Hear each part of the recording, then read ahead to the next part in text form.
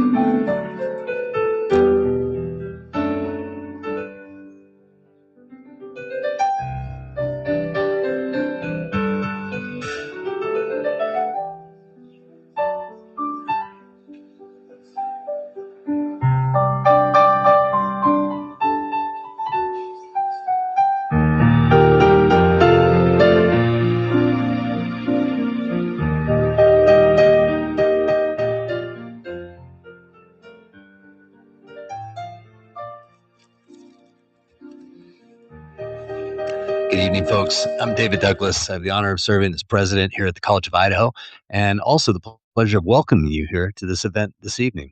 Um, Many of you know this is the college is the liberal arts, the one liberal arts college in the state, and I've already chatted with a few of you. If I hear one of you crack wise about liberal arts college being a place where we teach art to liberals, I will gladly have you escorted from the building.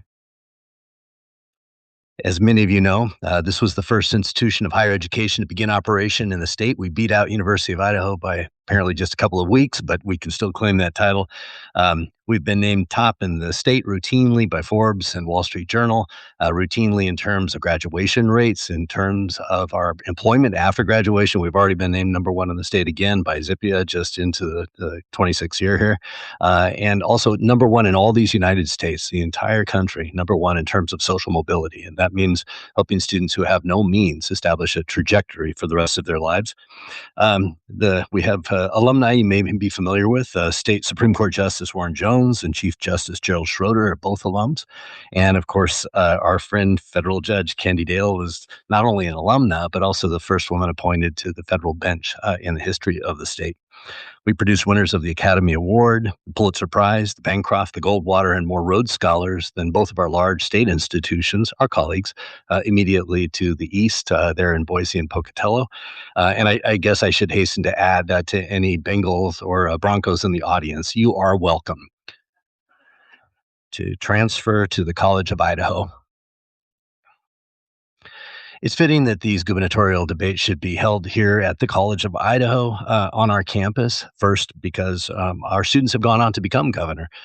Three of them. In fact, we've even produced a governor next door of Oregon, and counting our trustees and our faculty, we're up to seven governors. Even our founding president, who served for between 44 45 years in the role and was the longest serving president of any college or university in the United States at the time of his passing, he stood as a candidate for governor on two different occasions on a platform that I hope we see revisited this evening. The prohibition platform actually was his platform, and I'm not making that up, and I don't think we will see it revisited this evening. You know very well that political debate has existed for a long, long time. In most cases, we trace it all the way back to ancient Athens, 2,500 years ago. And notably, there were two variations on that theme that long ago. The first of those had to do with a shared inquiry, the pursuit of truth. And the interlocutors really worked in collaboration to make the strongest possible arguments to discern which was the greater and the lesser. It was a kind of collaboration in which they really were partners in argument. And the second variation was sophistry. It was a game to be won or lost. It was merely a competition. It served no other purpose than the finish line, as it were. And we're delighted to welcome you here this evening for the first of those, not the second, to engage in civil discourse with the shared common agenda of discernment about which is the greater and the lesser in terms of the policies that we might enact. It's my pleasure to introduce our moderator extraordinaire this evening, McKay Cunningham. McKay earned his undergraduate and Juris Doctorate degrees at Baylor University, where he also served as managing editor of the Law Review. Following his graduation and admission to the bar, he practiced law for 9 years, including a clerkship at the Federal Court of Appeals, 4 years at a law firm, a private firm in Dallas, Texas, and 4 more years as state attorney on the Texas Supreme Court. His ascent continued, and by ascent, you'll see where I'm going with this in a moment. Ever more auspicious endeavors took him to the academy, where he served as a law professor at Concordia Law School and the University of Idaho College of Law, teaching courses related to property law and constitutional law. And during this time, he published a book, as one does, and more articles on legal review than I have fingers. Finally, he arrived at the peak of his career, really the peak of anyone's career, here at the College of Idaho, where he assumed the position of graduate professor and director of a remarkable program, the Master of Applied Public Policy program, which I invite you to learn more about perhaps after this evening's discussions. It merits mention one special project I'd like to point out that, among many others, that McKay has been involved with, and that is the Red Line Project, a student-led initiative that exposed racially restrictive covenants still in effect here in the state. And it culminated in those covenants being discovered and rendered nullified by legal change here in the state by the signature of the governor. He's a frequent guest on NPR and various other media sources, although now that he is shorn of his locks, it remains to be seen if he retains his full powers of analysis and discourse, or whether he, like Samson, may be slightly adumbrated. We'll learn that together. Please take the podium. McKay Cunningham.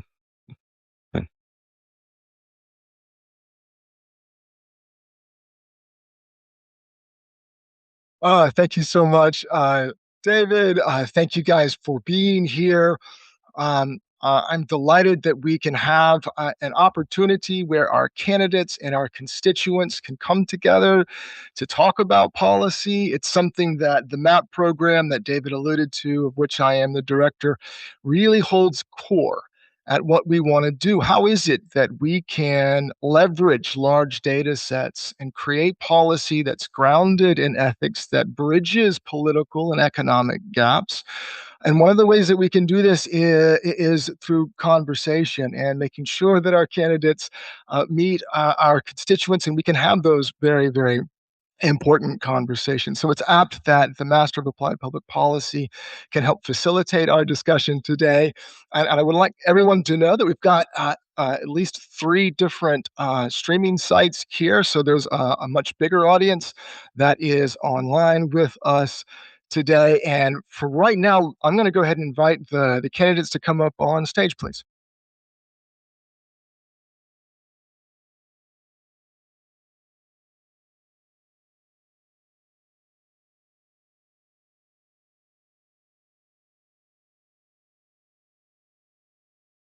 A vital part of any good policy making is equity, is transparency. So, as a housekeeping matter, allow me to tell you how we set this event up. There are 17 candidates running for Idaho governor. 17 folks who have registered with the Secretary of State. And so we could not accommodate all 17 on our stage here tonight. And as a result, we decided to reach out to the top two candidates in each party. Idaho does not have the surveying depth as a lot of other states, so there are no independent surveys that can identify that by popularity. And so we decided to invite the top two candidates from each party who had the most number of contributions, not the most amount, but the number of contributions registered with the Secretary of State as of the 9th of this month. And we are very fortunate to have the top two candidates from the Democratic Party here, Maxine Durand and Terry Pickens. I'll introduce them here in just a second. Republican candidate Justin Plant had a competing campaign event, but he did send a short video message, which I will play a little bit later on in the evening. Now, real quick with regard to ground rules, this is not a debate. It will be a moderated panel, and we really want to make it as organic and professional as possible. So to the degree that you in the audience have questions, I've handed out some note cards for you and pens. There are more just in the foyer over here if you if you need to write even more questions. And during our discussion here, just hold your card up, and hopefully we'll have a volunteer to come bring them up to me, and I'll do my best to get through as many of them as possible. I am going to try also to make sure that each candidate has the exact amount of time for each question. To the degree that we get into a discussion, I'd love to do that, but we'll start off anyway, making sure that each candidate has the exact same amount of time for each question. So I'm going to briefly introduce the candidates, and then we'll get underway. In alphabetical order, we have Maxine Durand. And this is from your website, who was born in Richfield, Idaho. Correct me when I go astray. Graduated from Richfield High School. She earned an associate degree from the College of Southern Idaho in 2013 and a bachelor's degree from the University of Idaho in 2018. Her career experience includes work in government and nonprofit sectors. She's lived all over the state, but moved back to the Magic Valley in 2023. Maxine has worked in healthcare, higher education, local government, among other areas. On her website, Maxine states that she is a proud member of the Democratic Socialists of America and that her special areas of interest include public transportation, which we should talk about, encouraging high school graduates to attend college, and food security. Please join me in welcoming Maxine Durand.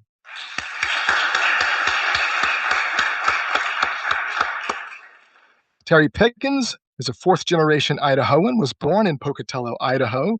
She graduated from Highland High School. She earned a bachelor's degree from the University of Southern California in 1994 and a JD from the University of Idaho College of Law in 1998. After law school, Terry served as a public defender for Nez Perce County and Lewiston before Moving to Boise in 1999 to be a trial attorney in 2008, she founded Pickens Law, where she practices real estate litigation, construction litigation, and general commercial litigation. Terry is a member of the Idaho State Bar, Idaho Women's Lawyers, and the Idaho Trial Lawyers Association. Terry supports the Women and Children's Alliance and volunteers with the court-appointed special advocate. That's the CASA program in Ada County. Please join me in welcoming Terry Pickens.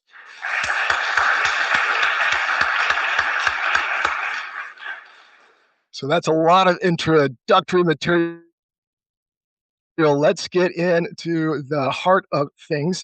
And the first question, another introductory one. Tell us a little bit about yourselves, maybe something that I didn't mention, but more importantly, tell us why that you decided that you would run for governor. Maxine, we'll start with you, and we'll do it for 2 minutes. Oh,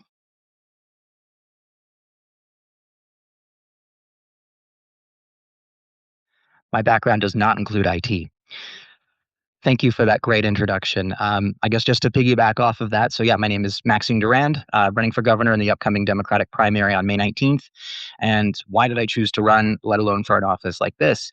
Well, it's because that career that was mentioned, working in all these different administrative functions and local government, I like to joke that I've not just seen how the sausage is made, I've been an active participant in its construction. And I'm tired of watching my profession burn to the ground around me. There's a lot of people, for lack of a better phrase, kind of the wrench turners within public administration that really wish that we could do things differently, but ultimately we're accountable to your elected officials. And if those elected officials aren't doing their jobs very well, we can't do ours very well. So I thought, I know what the best platform is because I've worked in healthcare, I've worked in education, I've worked in public transit and local government. I'm going to advocate for that platform, and that means aiming high. It means running for governor. And quite frankly, having met a few people in the governor's office in my career, I think I can do a better job than Brad Little. So that's kind of the long and the short of it. I think the other part of it too is I think we've seen the results of, kind of aiming for this center-right moderate approach to running for office. So my goal is to aim from the left, to aim high, and ideally set a better platform for everything going forward from the Democratic Party and other candidates in the future. Regardless of the outcome, I'm here to stay and I'm here to fight for what I believe in. Thank you. thank you.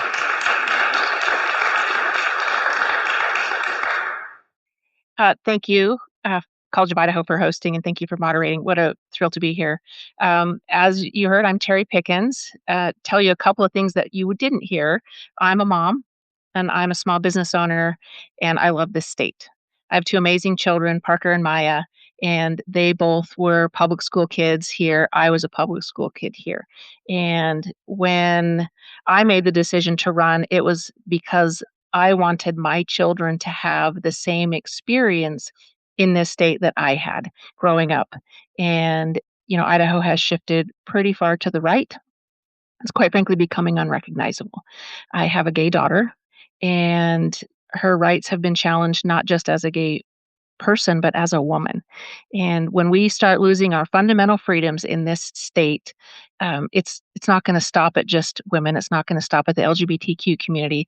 They're coming for everybody eventually. And that is when I stood up and said, enough is enough. The idea that Idaho might be something different than it is really disheartening to me. I grew up in the public lands. I grew up hunting, fishing, camping, and we are seeing that threatened. We are seeing our public schools literally crumble to the ground, and we're seeing teachers leave. We're seeing doctors leave. There are plenty of reasons why my family should have left, but we're not going to. And I had a couple of choices. I had a choice to get myself and my kids into a state that they're welcome, or build a state back up to Idaho where they were welcome before and will be welcome again. Thank you.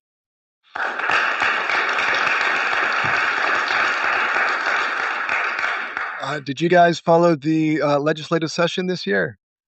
It was dominated by budget issues. It was dominated by budget cuts. It's hard to identify, in fact, a department or a field in which budget cuts did not significantly affect them. And all of this at the time when Idaho was booming. From 2020 to 2025, Idaho experienced the fastest growth in the entire country at 10.4%, adding over 190,000 people to our state. So the question, and this is a short one, I'm going to follow up with a harder one. But the question is, what are your thoughts as to why we are tightening our belt and cutting our budgets across the board when we are, in fact, growing? And we'll start here with Terry. Thank you for the question. I think the answer is simple. It's the supermajority Idaho GOP has come up with the mentality that they don't want to spend money on anything. And it's unfortunate. And you see it across the board in every budget decision they make. You see it across the board in every policy decision that they make. There's no excuse for the fiscal irresponsibility that we have seen over the past several years, especially this year, with the budget cuts. Certainly don't match the growth.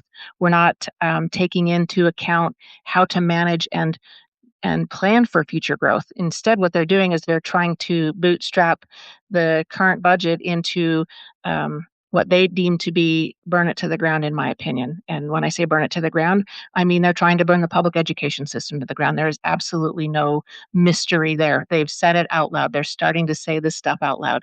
They don't want to have mental health counselors. They don't prioritize mental health in this state. They don't prioritize infrastructure in this state. They don't want federal dollars in this state. It really is baffling to me how a state with such growth could move backwards so quickly. And one of the goals that I have right out of the gate in January, first thing I'm going to do is propose a balanced budget that does away with the big tax cuts that we all certainly didn't benefit from, but the most wealthy few did. And when we get to that point, the balanced budget is going to include full funding for public education. It's going to be back to full funding for Medicaid, and it's going to prioritize mental health, prioritize our kids, and prioritize infrastructure in the state.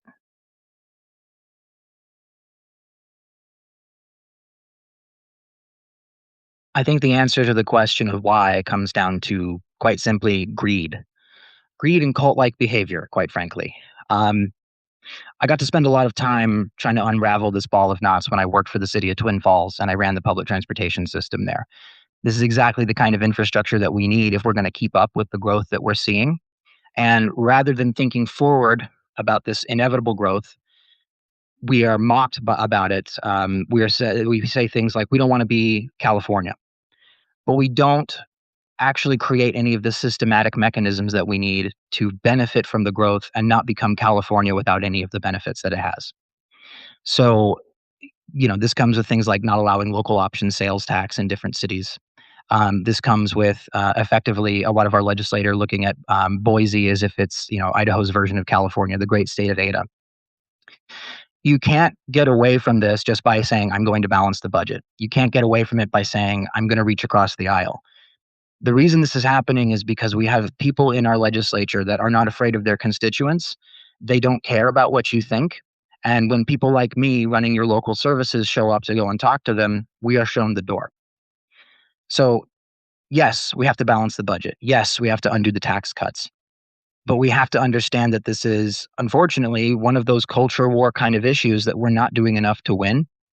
We have to actually create a movement, a momentum, getting people involved, showing up at these people's offices, showing up at these meetings. Frankly, if I had more people show up at city council meetings when I ran public transportation, I think we'd have a much more robust system. But it's a systematic approach to a problem created by a lot of people that frankly just don't care about you. And threatening them with budgets isn't going to be enough. Can we dig into that a little bit more? I mean, what would both of your budgets look like? Can you give us percentages? Can you give us even dollar amounts? We know that in Idaho, we have approximately a $5.3 billion general fund. How do you foresee uh, allocating those funds in your respective budgets? I think it's your turn to go first, Maxine. So the thing that we need to understand about public spending, largely with infrastructure spending, is that every dollar that you spend has a greater amount of economic output. For transit, it's $5 of economic output for every dollar you put in. For education, the number ranges. I've seen between like $13 and $70. The point that I'm trying to make is when you invest in things like education and healthcare and transportation and infrastructure, you're not just wasting money like a lot of conservative people think. You are building things, you are creating transactions, you are moving money through a complex system, and every time a dollar changes hands, somebody gets value out of it. So I would greatly expand our current tax base. I would do that first by undoing the tax cuts that we've seen in the last few legislative sessions. Ideally, if I could wave a magic wand and get my whole platform approved, this would also include things like legalization of cannabis products and using that as a source of tax revenue so that we can fund some of these social programs I'm proposing. And frankly, aggressively going after some of the wealthiest people in our state. I'm from Richfield. That's about 45 minutes south of Sun Valley. I'm in one of the poorest counties in the United States per capita. Sun Valley is one of the wealthiest counties in the United States per capita. Most of the people I grew up with, their families make a living by servicing rich people. They go clean their houses or they do renovation work on their kitchens. I'm not saying we need to punish rich people, but I don't believe they're paying their fair share. And having spent a fair amount of time campaigning in Blaine County in the last year, I think a lot of people there and in other places in this state are tired of rich people coming in and taking advantage of what Idaho has to offer without paying in what they should be owed. Thank you. So I don't have the percentages, but I will tell you that the present budget is immoral. It is immoral how we are prioritizing how we are spending our state dollars. The first thing I would do is restore the $450 million that they did in tax cuts. And I'd also undo the voucher program for another 50 million. So starting out of the gate, my budget is going to have a half a million or $500 million for the state to reallocate. And my priorities are going to be this. First and foremost is public education. The Idaho Constitution requires us to fund public education. We have $1 billion in deferred maintenance across all of our schools, with rural schools getting hit the hardest because they can't pass levies to do their public school maintenance.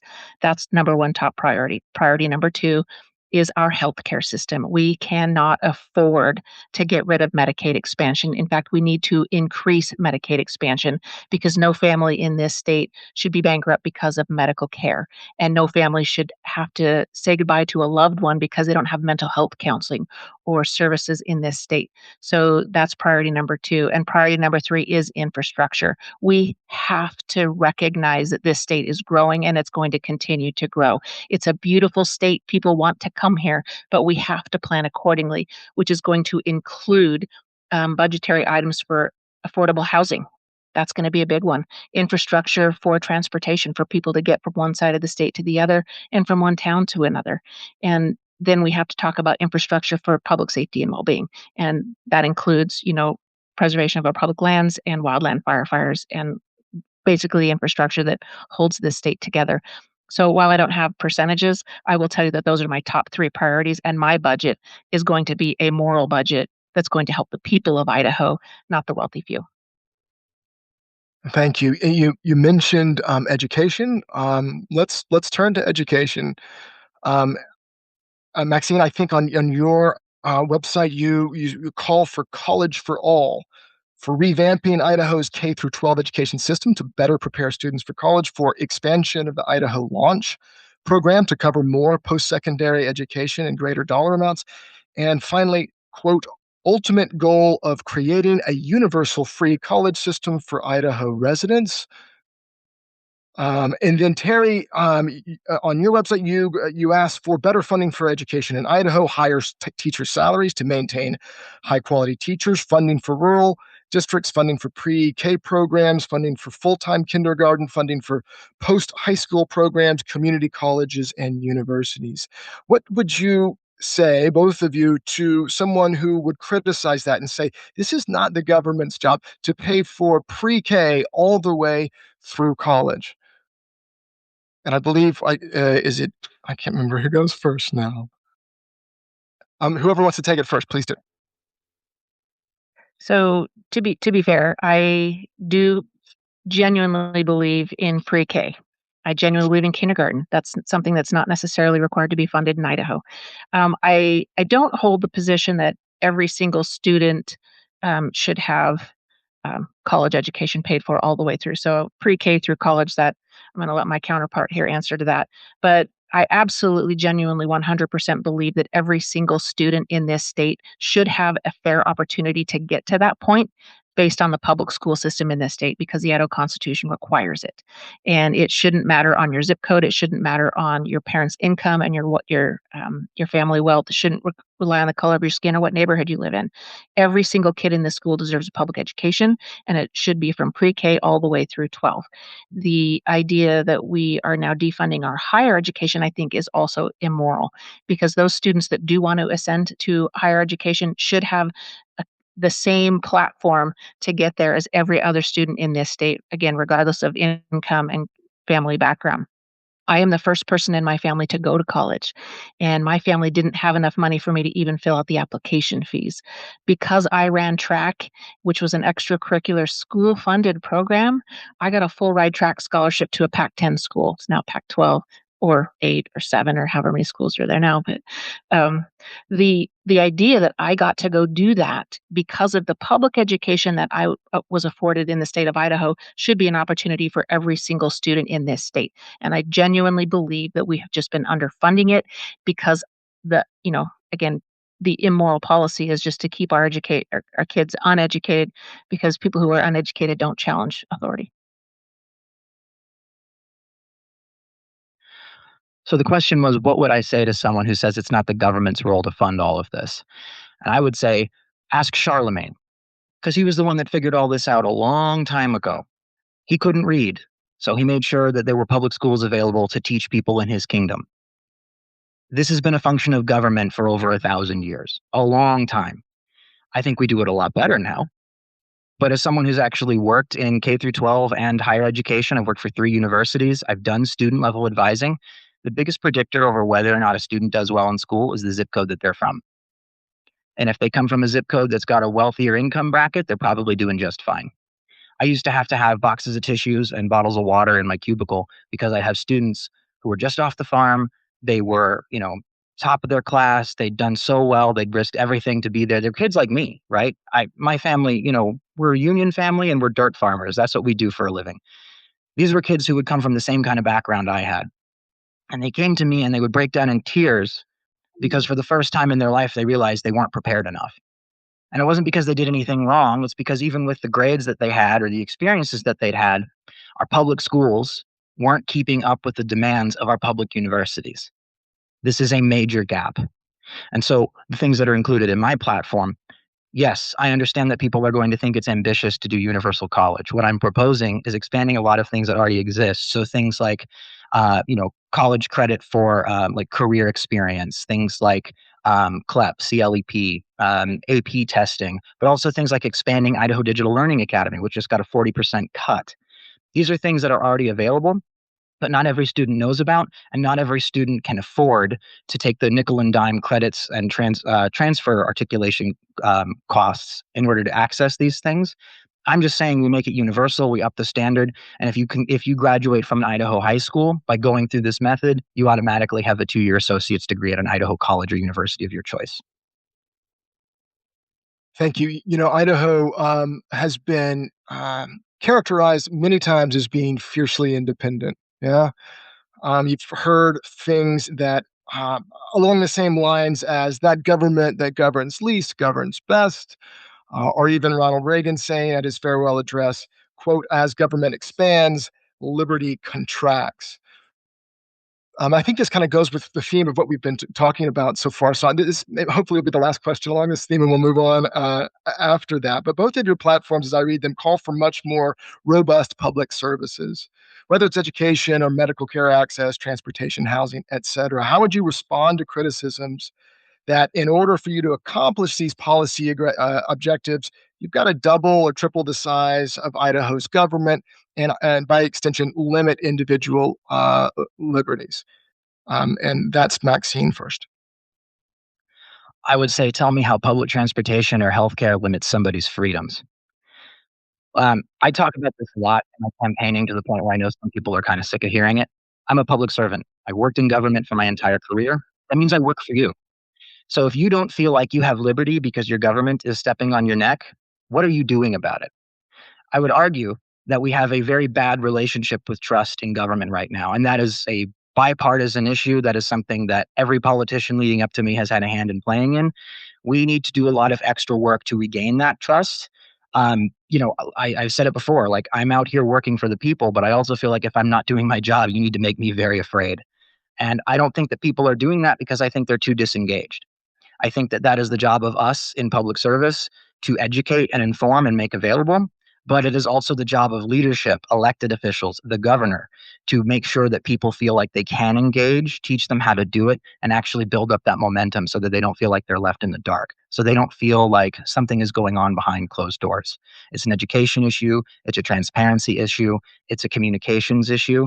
And the idea that somehow just because we offer government services that make people's lives better and help the economy, we're somehow trampling on people's civil liberties. I have a strong disagreement with that.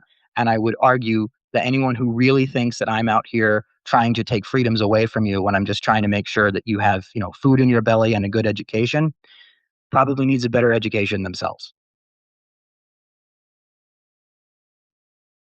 So, how I would answer the criticism, should someone say that my policies would somehow infringe upon their rights, I'd say you must not have read my policies. Because the platform that I've put up is to restore public education to its early days grandeur. Our founding fathers in this state had the wherewithal to say that it should be and is mandatory in the Constitution to fund public education, meaning that that's not trampling on anyone's freedoms. That's providing people with an education so they know how to exercise their freedoms.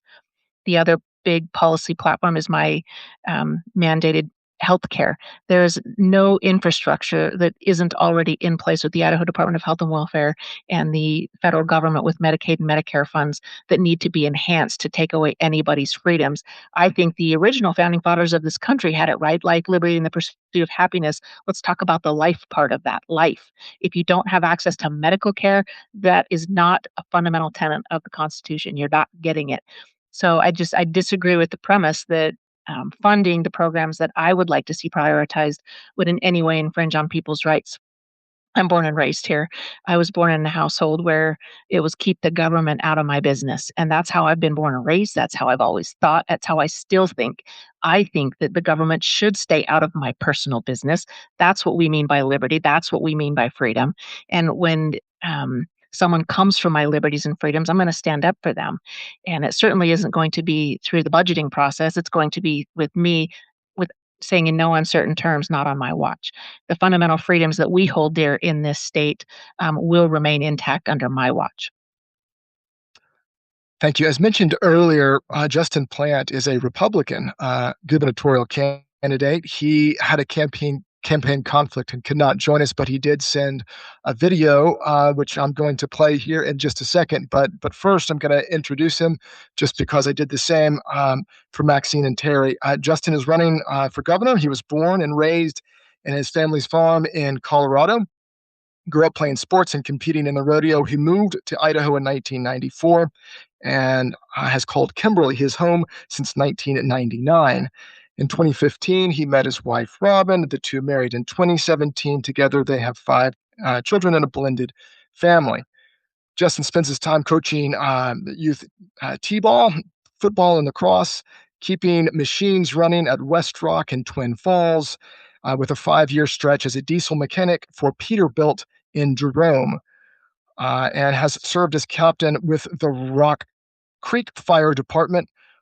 Max, if you will, please play Justin's video. And when that's playing, if you guys have questions on note cards, raise them up and I'll come get them from you while the video is playing. Thanks.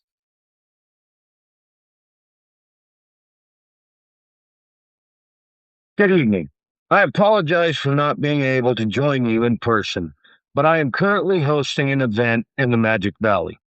I do want to give a special thank you to Professor Cunningham for inviting me and for allowing me to share this video. I appreciate that you're training the next generation of people who will shape policy in our state. I'm a regular blue-collar Idahoan, a husband, a father, and a journeyman mechanic at West Rock and Twin Falls. I've spent my life fixing what's broken instead of just talking about it. That's why I'm running. The government is a machine. Our Constitution is the owner's manual, and it became clear to me that we needed a repair manual and perhaps a mechanic to fix it. My entire campaign It's not about making big promises. It's about enforcing the rules Idaho already has, stopping the mismanagement and putting Idahoans first. The plan, as I call it, rests on three simple pillars. First, audits. On day one, I'll issue an executive order directing every state agency to conduct thorough internal financial reviews of current spending, contracts, payrolls, and operations. I'll publicly report these findings on Transparent Idaho within 60 to 90 days. I won't wait for backward-looking audits that come years too late. We even know what's happening right now so we can diagnose the problems. Second, transparency. Idahoans deserve to see exactly where their tax dollars are going. I'll immediately improve the existing Transparent Idaho portal with better search tools, one-click FOIAs, and an anonymous tip line. We'll also push to bring local governments into the system and reduce data lags so the public can actually hold government accountable in real time. Third, citizens task forces.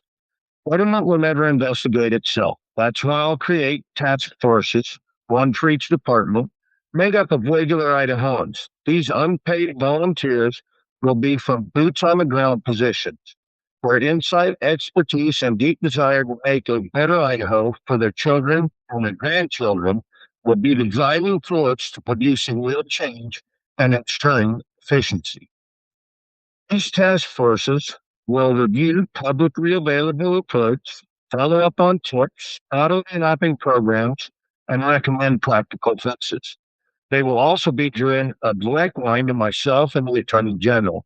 Concerns will no longer be ignored, they will be addressed. Constant pressure on the system will ensure the fourth pillar, accountability. We will enforce real consequences for waste and real rewards for results. What that means is a performance-based bonus tied to verified savings, capital overhead, and grants and contracts, and making sure every dollar delivers measurable outcomes. No more excuses. If something isn't working, we fix it or end it utilizing verifiable results. This approach doesn't add new layers of government or new costs. It uses the tools of authority of the governor's office to stop leaks, eliminate redundancies, speed up permitting where it makes sense, protect essential services, and generate smarter growth, all while keeping taxes low and putting Idahoans first. To the future public policy leaders watching us, Idaho needs principled people who measure success by real results, not by intentions or headlines. We need leaders who open the doors of government to the people instead of shielding it from scrutiny. This is what my campaign is all about: restoring power to the people. Idaho should be governed by everyday Idahoans. I encourage you to visit idahoansfirst.com, read the plan and fill, and reach out with your questions or ideas. Your perspective matters, and your generation will help shape Idaho that we can build together. Thank you for your time. Please drive safe getting home.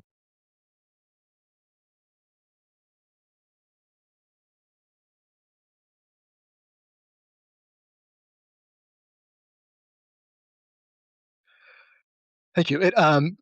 It's tough in that kind of form to be able to respond or to give arguments in response because Justin is not here. So I think we'll move on. I've got some good questions that I definitely want to get to. One of the things I did to ensure that we didn't omit important topics and also to kind of cover myself for some criticism is I asked AI. I asked AI to chime in. Specifically, I asked AI to draft a handful of policies that would make the lives of people in Idaho worse. Strange. Guess what the number one response was? It was in housing. Here is AI's response, at least it's ChatGPT, responded by saying, restrict housing supply in growing areas. which would drive up rent, home prices. It would remove workers further from their jobs and increase homelessness. So most agree here in Idaho that we do have a fairly acute housing shortage across the state. How would you address our housing issues, our housing shortages? Terry, I believe you're first. We can do 3 minutes on this if we have that time. Thank you. And Yeah. Hey, Max, can you turn the lights back up, please? Thank you. Yeah. thank you. Sorry. Okay, how to address the housing crisis. I am a real estate attorney. I've been doing this for 30 years. And I'll tell you, there is a housing crisis in Idaho, and there are a couple of reasons why. One is poor planning and poor management from the government, but the other is the mass influx of people coming in, so supply and demand. There are a couple of ways that the government can help and a couple ways where the government just needs to stay out of it. First and foremost, we need to continue to have the affordability for the people who are already here and have been here, which is we need to have the homeowners exemption reflect inflation because people who have been in their homes for their entire lives are being priced out of their homes just in property tax alone. And so we have to end that and we have to make sure that those people are protected. For the hedge funds, those folks who are coming in and buying up our housing to create this housing shortage and then turn around and basically charge excessive amounts of rent, they need to be taxed higher for their homeowners' taxes because they don't need an exemption. The idea that they own a large amount, in some cases, entire subdivisions, is abhorrent. The other thing that the government can do is create housing. The city of Boise is doing some pilot projects, and the government, there's no reason why we can't allocate state funds to create affordable housing. And if we don't want to use government funds, we can certainly use tax credits because developers have the means to get to the point where they can build housing and make it affordable for folks to, be first-time home buyers. There's an entire generation of kids right now unfathom the idea of buying a house, and that's just unacceptable. I mean, I was fortunate when I came to Boise in 1999 and was able to afford housing, and it just isn't the same. So the government can,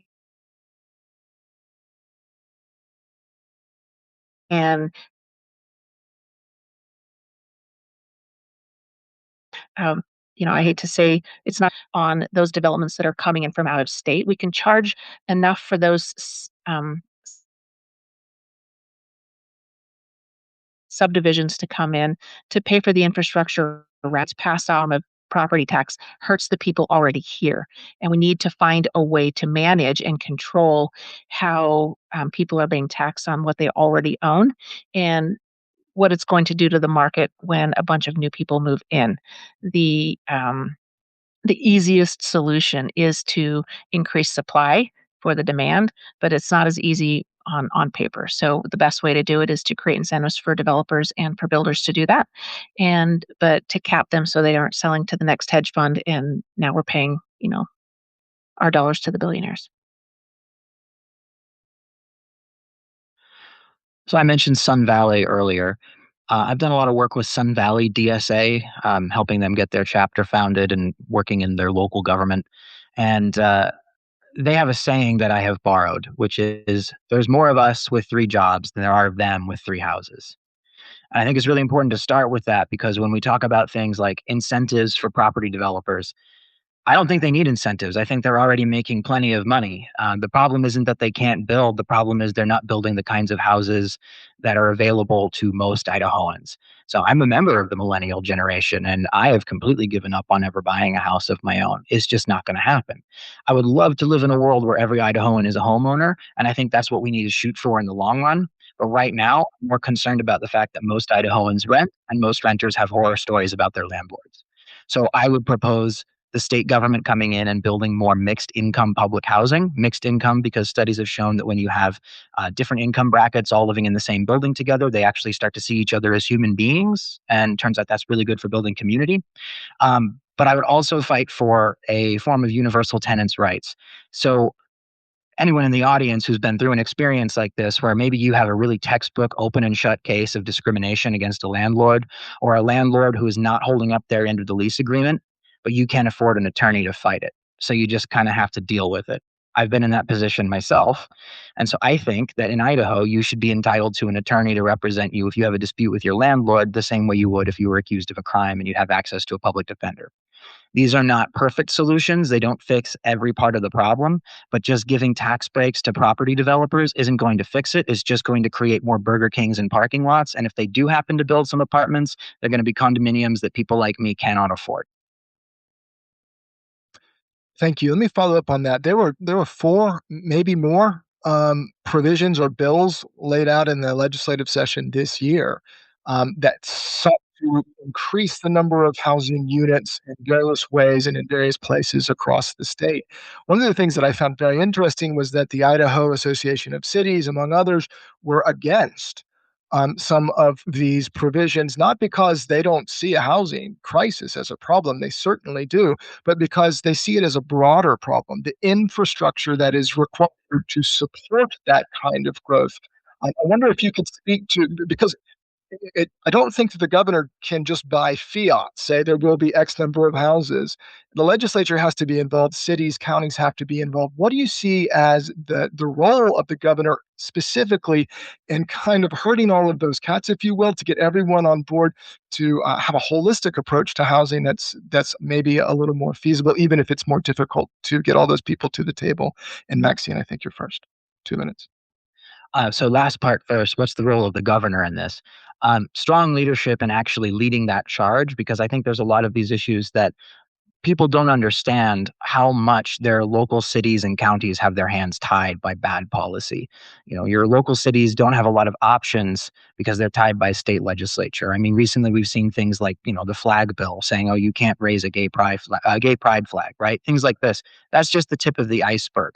So when we start getting into things like property development or infrastructure, which is something that you mentioned, it's not just that we have to build more housing. We have to make sure that there is water for people to drink. We have to make sure that there's infrastructure to get it to them. We have to make sure that there's good schools. We have to make sure that the roads are paved.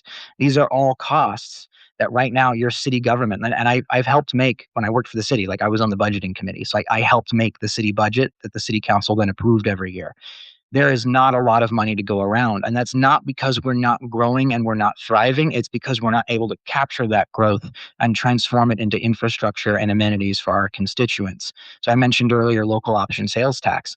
Right now, we're in Colorado. If I go to the local grocery store and I buy a candy bar, that 6% sales tax does not go at all to the city of Caldwell. It goes to the state legislature. They put it back in their budget. We've seen how well that's gone. So even if you keep the tax rate the same, if some of that money is going directly to the communities where business is actually taking place, that would transform these city budgets. And combining that with untying on the legislative level, their ability to create some of this new infrastructure, it gives them not only the means through funding, but it actually gives them the legal freedom to go and build these new things. And so when you talk about all the amenities I mentioned, or like transit or any of these things, the reason we don't have the amenities that we desperately need in a state like Idaho, where it's growing so fast, is because we're really just not letting our experts at the local level do their jobs. So I saw this legislative session, some of the laws that were proposed and some that were considered. The Idaho legislature years and years ago passed the Local Land Use Planning Act.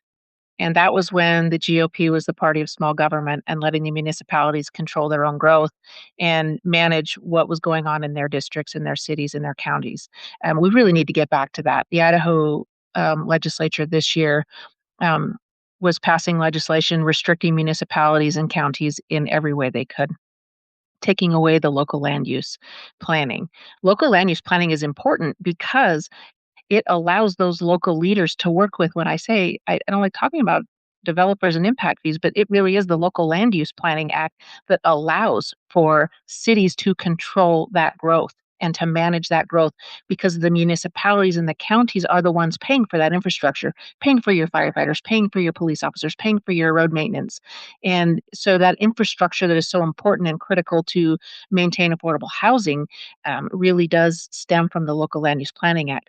as the governor, one of the things I will do is redirect the policies in this state to make sure that the Idaho legislature knows in no uncertain terms that we have municipalities and counties for a reason, and we have local land use planning for a reason, because what works in Pocatello is not going to work in Buell, is not going to work in Moscow, is not going to work in Coeur d'Alene.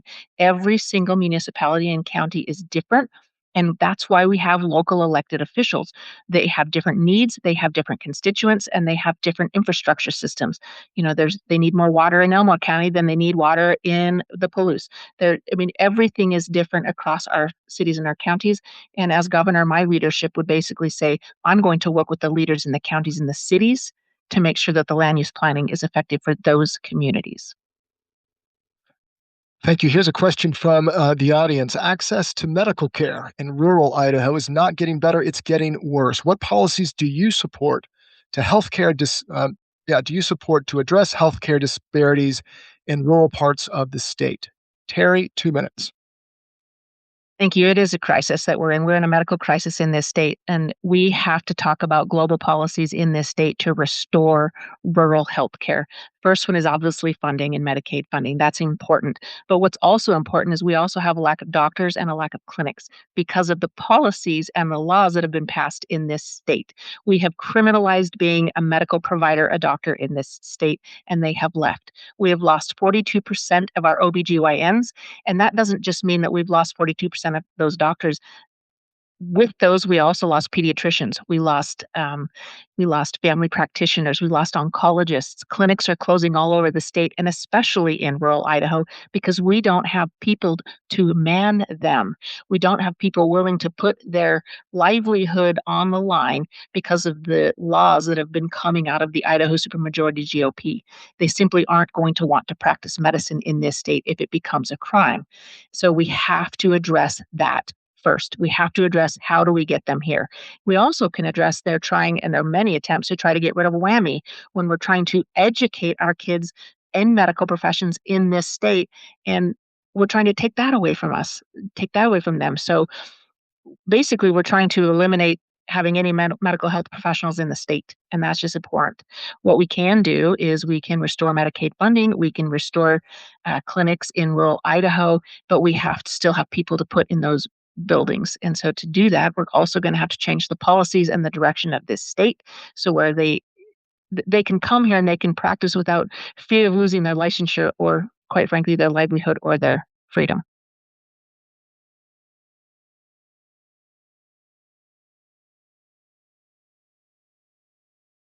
So this is actually a systems issue, not just a Democrat-Republican issue, not just an Idaho issue. While it is true that we have a Republican supermajority that is making our lives very difficult in this area, this is not unique to Idaho's Republican Party. Idaho is one of the states that's in the suicide belt. We have very high instances of suicide, self-harm, and mental health occurrences. But we also have all of the risk factors for any rural state. We don't have enough doctors. We don't have enough facilities. The ones that we do have, it's difficult for people to reach. I just a couple of weeks ago, I had to drive my grandma about 45 minutes to get her to a blood draw for a routine thing. That's just the way it is in a lot of these rural communities. And so this is a systems issue. This is why I'm running on Medicare for All. I say Medicare for All, it would actually probably look like a very large expansion to Idaho Medicaid to effectively make public healthcare universal in this state. I think we need to fight for things like that because in the long run, that is where healthcare needs to go. I think that we could be leaders in this rather than trying to reform a system that is clearly broken. I've talked about this before in other campaign things that I've done, but I've actually been through a medical bankruptcy before. Most bankruptcies are medically related. I think the acceptable number for that in the United States should be 0. And I think that you don't start fixing these problems by sort of wheedling around the edge of a system that is inherently incorrect. We need to advocate for a Medicare for All policy, and we need to focus on things in rural areas where we're looking at public transportation and non-emergency medical transportation, because if you can't get to the systems that are already there, you may as well not have them. I'm also interested in telemedicine and expanding programs like WWAMI because, as Terry pointed out, we don't have enough doctors in this state, and we didn't even before the Republican supermajority. Thank you. Here's another question from our astute audience, the question is almost 62% of Idaho is federal public land.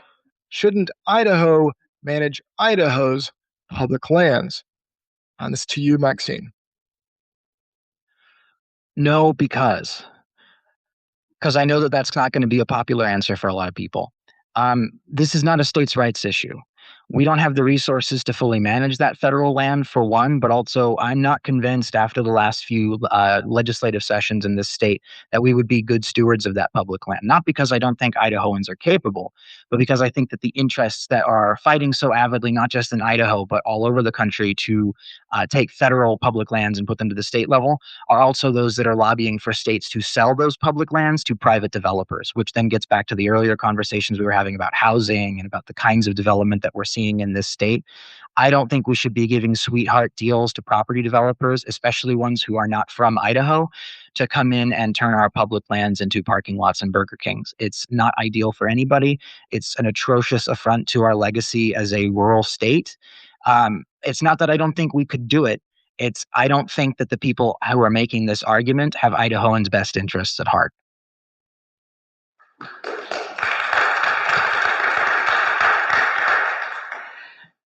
How do I do this in only 2 minutes? Say why the federal land should stay in federal control. Idaho does have Idaho lands too. There are public lands that are Idaho controlled, and then there are public lands that are federally controlled. 62% of this state is public lands, whether it's the feds or the state managing that. The problem with having Idaho take over the management of the federal lands is resources. Idaho, as you have seen and we've already talked about, has an immoral budget. And they won't even fund schools. Why would we expect them to fund management of public lands? They're just simply not going to do it. What's going to happen is we're going to have a catastrophic wildfire, and it's going to blow through the wildland firefighter budget and the wildland management budget in 15 minutes of that fire. And what are they going to do to pay for all the resources it took to put out that fire? They're going to sell the public land, say, oops, we had to do it because now we're out of money. And the federal government has much better resources for federal land management for the federal lands, and it should stay that way. With respect to the Idaho Land Board, which the governor sits on, I don't trust this present governor. I don't trust the people on the land board because they've already shown us who they are. They've already shown us that Idaho Public Lands is not their priority. They're not listening to the hunters. They're not listening to the anglers. They're not listening to those of us who just recreate. They're not listening at all. What they're doing is they're doing backyard deals, letting billionaires come in and buy up property, including the Trumps in Owyhee County and the Blickenstaffs in Valley County and in Teton County now. And they're basically prioritizing money and their personal buddies and their interests and their billionaire friends to the detriment of us and our hunting units. And where are we going to go hunt? Where are we going to go fish? We're going to lose that. And I'm going to tell you, folks, once we've lost it, we're not getting it back.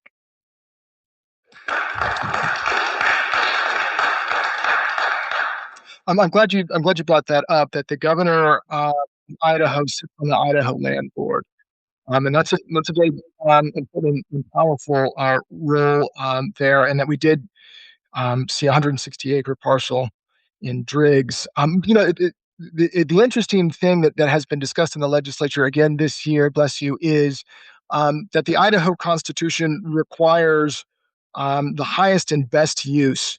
And I don't have the language in front of me.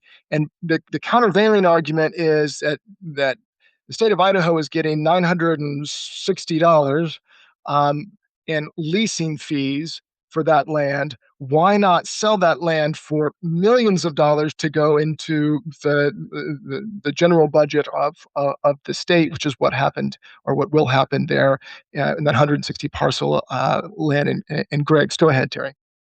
Well, I guess you have to look at the definition of highest and best use, don't we? Because if we don't have federal lands and it's just a Burger King parking lot, as Maxine has been mentioning, then what is that really a best use? Because quite frankly, people are coming to Idaho because of how beautiful it is. My family is staying here because of how beautiful it is.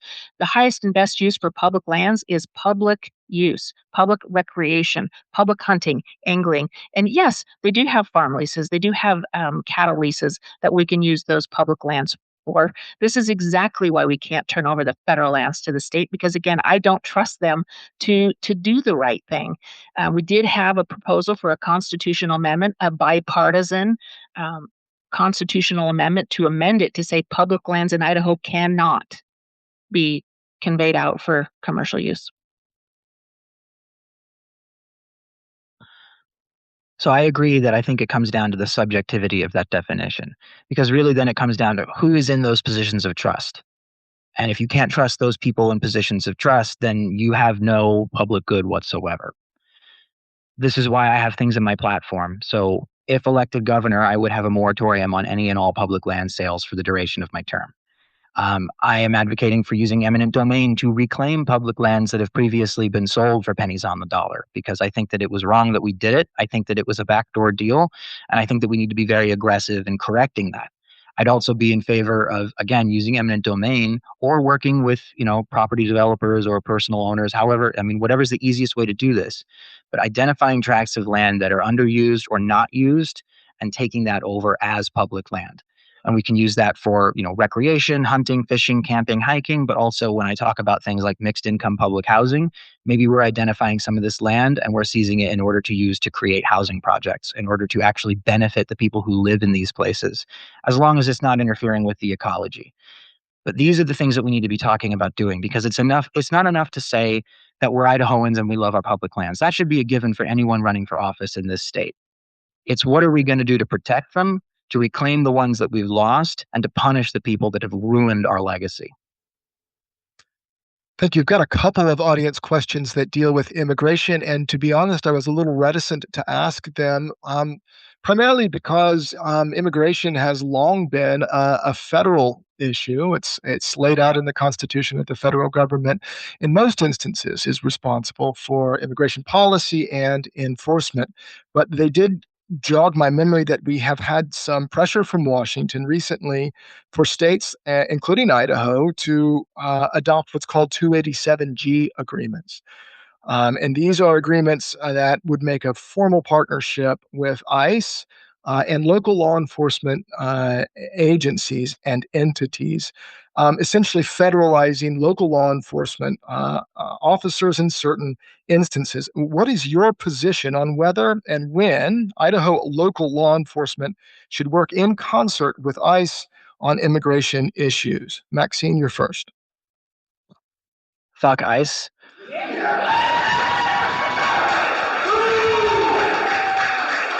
So I didn't spend the better part of Trump's first term protesting about families separated at the border so that I could become governor and find out how to reasonably work with the good people at ICE. Obviously, I can't abolish ICE as a governor, but I can make sure that we don't have any agreements with them at all, that we don't cooperate with ICE, that we don't allow our state law enforcement to cooperate with ICE. If ICE and federal law enforcement want to come in and do their jobs, fine. But I'm also going to make sure that the National Guard is there to make sure that our Idaho people are having their needs met and they're not being trampled on. I actually think that Governor Walz in Minnesota has done a really good job of handling this. I would be a little bit more aggressive, but I think that what we're seeing in some of those states, like Minnesota, is a really good template for what we could do here. I don't want to see ICE in Idaho, period, but if we can't stop them, I can at least make sure that we're not making them happy. I also think it's really important to point out that Idaho, one of the states that brings in some of the most refugees to this country through the Refugee Center in Twin Falls, where I'm from. I think that is a very proud thing that we do, and we need to advocate for that. 70% of the farm labor in the area that I'm from is undocumented farm labor from outside of the United States. These people belong here as much as I do. They work as hard as you or me. They want the same quality of life as you or me. And I will do everything in my power as governor and as a private citizen to do everything I can for those people, because they belong here just like we all do.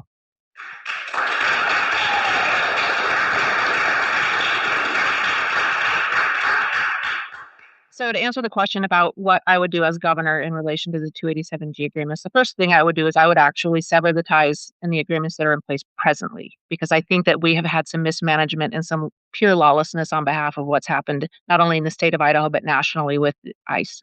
And I'm going to give some examples. I think that we are close enough to Wilder that you all understand what happened there. And it is no mystery that the two U.S. citizens that were detained, their charges were dismissed today because that was an unlawful search and seizure.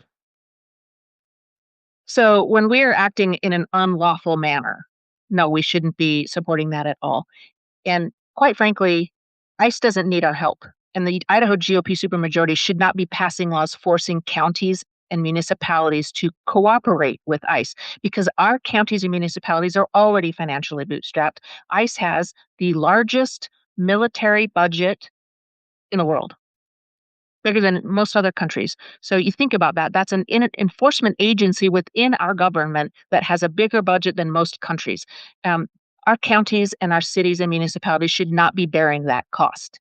Absolutely, under no circumstance should we be forced to cooperate and give them resources. They have the resources, they can do it on their own. One of the challenges I think with ICE here is it is really hurting our agricultural communities. It's hurting our small communities because those folks are afraid to go to work. They're afraid to, even leave their houses. And they don't know from one day to the next if someone's going to come pick them up in front of their kids' daycare. And I think that is, it's one of those things that this administration is immoral on. These are people in our communities. They deserve to be here. And unless they have done something that would, in otherwise any other situation, require them to be deported, those folks belong here and they are our economy here in Idaho. And we need to respect that.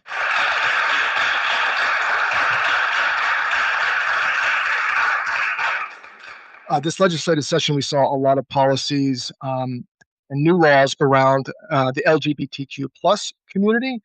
A bathroom bill that outlaws most gender-neutral bathrooms in public spaces, a flag law that was almost certainly aimed at requiring Boise to remove a pride flag, several laws addressing transgender people. As governor, how will you deal with legislation like this coming from the State House, Maxine? So I have it on pretty good authority that most of the people who supported these bills, including Governor Little, don't really care one way or another which bathroom I use. They're supporting these bills because they're more afraid of the Idaho Freedom Foundation than they are of the people in this room. Somebody told me that Governor Little effectively held his nose and signed the bill. That's not the kind of leadership we need. I would have vetoed every single one of those bills. Furthermore, as governor, I would like to be the first governor of Idaho to break the law by peeing. And I apologize. I may have broken the law earlier today when I came here. Look, obviously I have to fight because I am a member of this community. I am a transgender woman. I don't want to be talking about bathrooms, guys. I want to be talking about raising the minimum wage. I want to be talking about healthcare policy. I want to be talking about housing and education. And instead, I have to have a mortal battle with people who go on my Facebook page and call me a literal demon because they're worried about how I use the bathroom, the people I love, how I choose to dress and present myself. I don't think we win this by trying to appeal to some moral high ground. I think we win this by making these legislators more afraid of us than they are of special interest groups. I think we do this by showing up in force. I think groups like 5051 have been doing a really good job of this. I know that there's been some church groups out there. I mean, I was at the sit-in at Governor Little's office a few weeks back where 9 people were arrested. We need to be doing more of that. We need civil disobedience. And frankly, we need a governor that's willing to go out there and say, these people are doing what is right. Let's give them the rights that we have taken away. And let's get back to talking about the economy, because that's actually something I think Bill Clinton got right. It's the economy, stupid.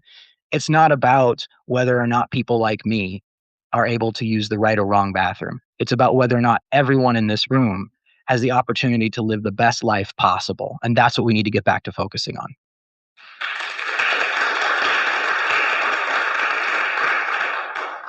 So while I don't disagree that the government in Idaho, the GOP, has been using this as kind of a tool to hide behind the Idaho Freedom Foundation, I disagree that they're doing it and holding their nose. I genuinely believe there's some serious hate in the hearts of some of those GOP people. I genuinely believe that they hate in their hearts. And that's why I'm running. I'm running because my daughter doesn't have the same fundamental freedoms to love who she loves in this state as I have. And that was a big premise for me 4 years ago when I ran for lieutenant governor, and it's still even stronger today. The attacks on our LGBTQ community and our trans community is It needs to stop. One of the things that I will do as governor is I will work every single day to bring awareness to this community because this community are our neighbors. They're our family members. They're our friends. They're our school teachers. They're our administrators. They're the people around us. Everyone has been touched by this community, and this community just wants to be left alone. And that's what's going to happen under my watch. They're going to be left alone.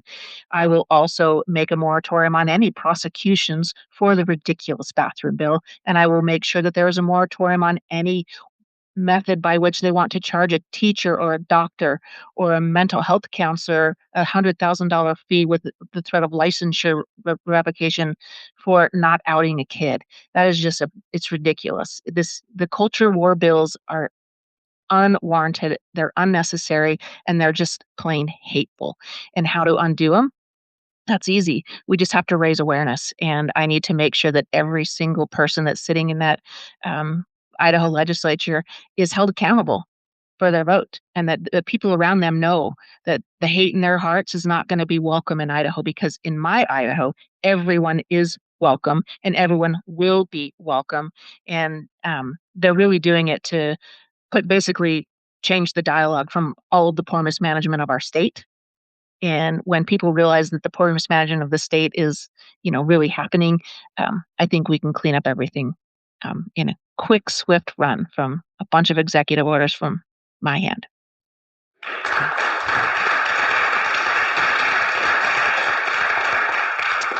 We have made it to the lightning round. Ready? Just a couple of seconds to answer these questions, Terry. Your first, minimum wage, what should it be and why? The minimum wage in Idaho should at least be $15 an hour. That's it. 21 and tied to the rate of inflation through the CPI.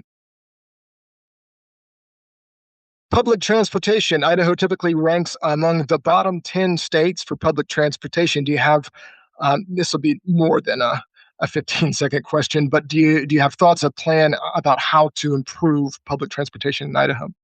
And that's you, Maxine. You would ask this question during the lightning round. I don't. Part of my platform includes a public transportation trust fund. So you go to register your vehicle, we'd add like a $5 fee that would then be invested into a transit trust fund that would then be used to fund local public transportation infrastructure and operations. And I don't want to go over here, but like part of the reason this is a problem is because Idaho is one of 2 states in the country that doesn't allow transit authorities to go to the ballot box and have actual Idahoans vote on whether or not to fund transit at the local level through taxation, and we don't provide any money through the state budget. I think both of those things need to be corrected, and so in addition to the transit trust fund in my platform, I would also include money in the state budget. Thank you. Adequate public transportation requires funding and infrastructure. We have the infrastructure in place, and we need to include additional infrastructure. There are a couple of things that we need to do, absolutely need to do. We need to have light rail from western Idaho all the way to eastern Idaho. We need to have the ability for people to move about this state without the means of a car. They have to be able to get to work without a parking garage in downtown Boise. They have to have the amenities to get that done, and that is, a light rail system would be perfect. We also need to talk about commuter rail in this state. We need to go back to the days when we had commuter rail, where you could get on a train and get to Salt Lake City, where you could get on a train and get to Seattle. People that don't want to get on airplanes or don't have the means to get on airplanes can certainly get on a commuter rail, and we need to bring that back. We also need to make sure that we are supporting the infrastructure and the public transportation systems that we have. Boise has a great downtown public transportation system with the buses. We need to make sure that all the communities that have the capacity and the means and can also have that. And I agree, it takes funding, and that's one of the top priorities of my budget is infrastructure funding for public transportation. Thank you.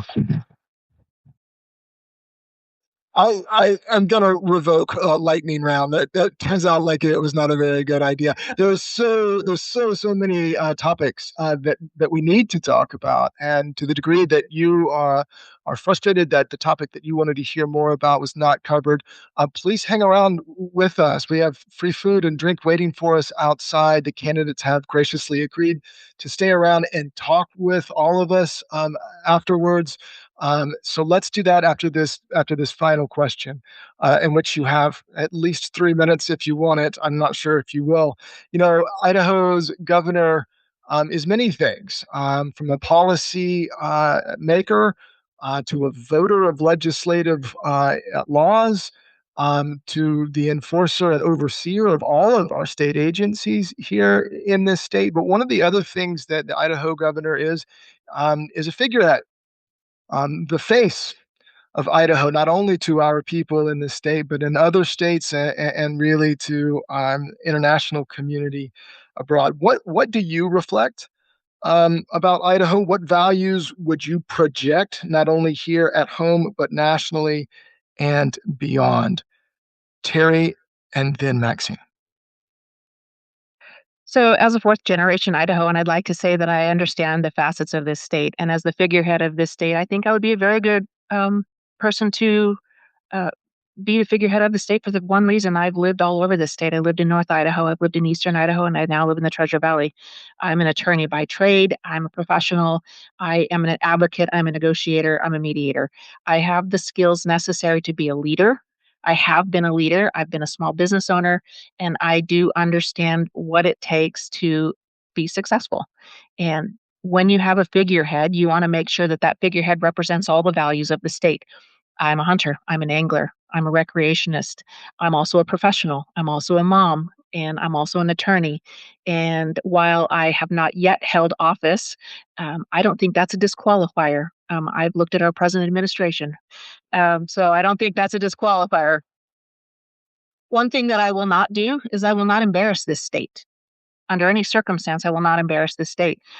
If there are demands on me, I'm going to meet those demands. I'm going to do everything in my power to be a professional, to be someone that people in this state can look up to, because there is going to be one thing on the day that I am sworn in. It is going to be that not only am I the first Democrat to be elected in 37 years, only Cecil Landers, a true statesman, I'm going to carry that forward. The statesmanship of that man has been a legacy.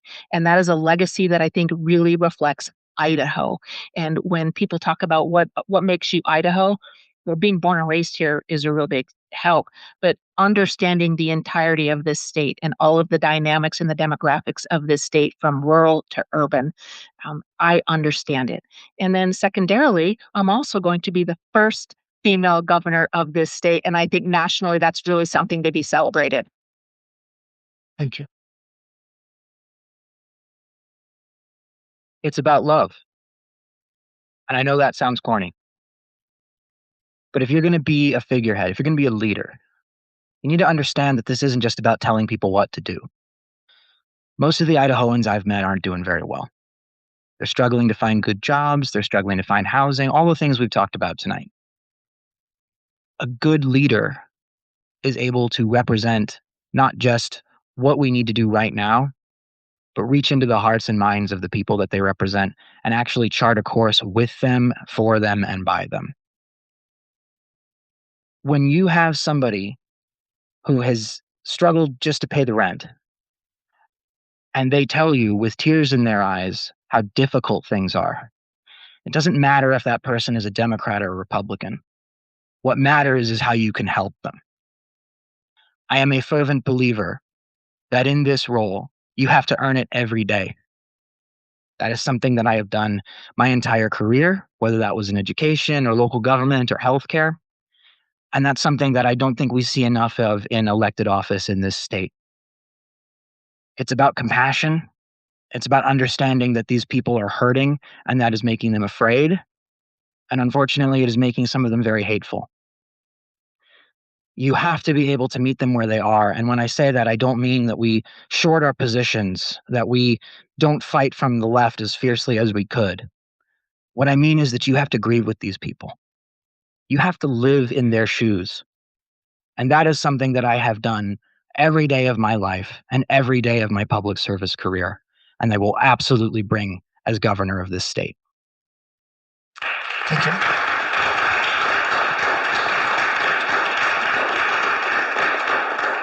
To the audience, thank you for being here. Thank you for your engagement. To the audience that is here with us online, thank you for being engaged as well. But let's thank right now our two candidates that were here tonight.